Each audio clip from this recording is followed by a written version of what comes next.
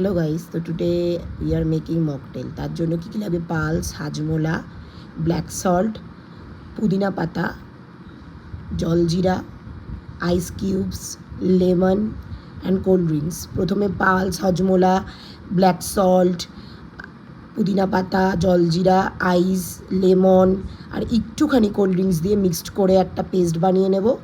তারপরে সেটাকে এখানে আমরা এই যে পুরো কোল্ড ড্রিঙ্কসটা আমরা প্রথমে দেবো না, ওটা হাফ মতো দেবো, এইটা যাতে পেস্টটা ভালো মতো হয়। তারপর সেই পেস্টটা প্রত্যেকটা আমাদের যে গ্লাস আছে ওগুলোতে হাফ হাফ করে ভরে নেব।